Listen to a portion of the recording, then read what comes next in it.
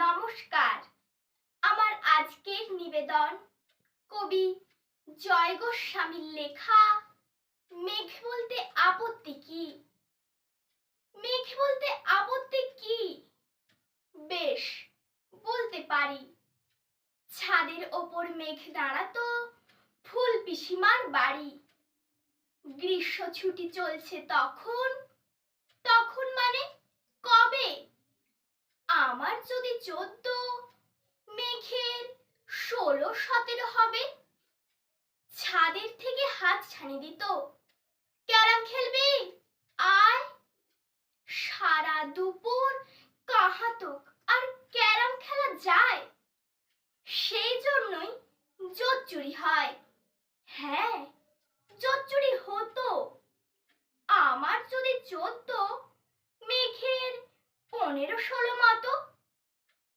ঘুরিয়ে দিতে জানতো খেলা, শক্ত ঘুঁটি পেলে। জায়গা মতো সরিয়ে নিত আঙুল দিয়ে ঠেলে। শুধু আঙুল, বোর্ডের উপর লম্বা ফ্রকের ঝুল। ঝপাং ফেলে ঘটিয়ে দিত ঘুঁটির দিক ভুল।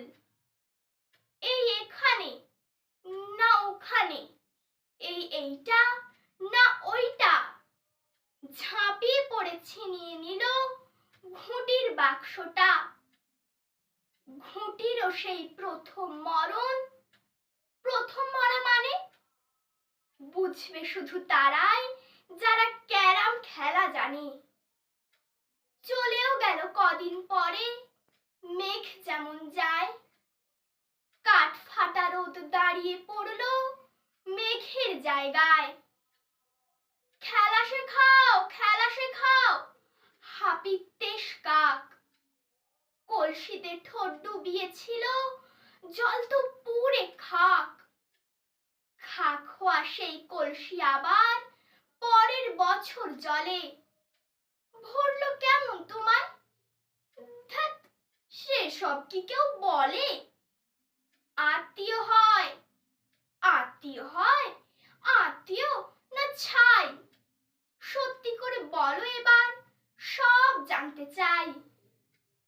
2-1 ক্লাসের বয়স বেশি, গ্রীষ্ম ছুটি হলে। ঘুরেও গেছে কয়েক বছর, এই জানে সকলে। আজকে দগ্ধ গ্রীষ্ম আমায়, তোমায় বলতে পারি। মেঘ দেখতাম ছাদের ঘরে, ফুল পিসিমার বাড়ি। নমস্কার।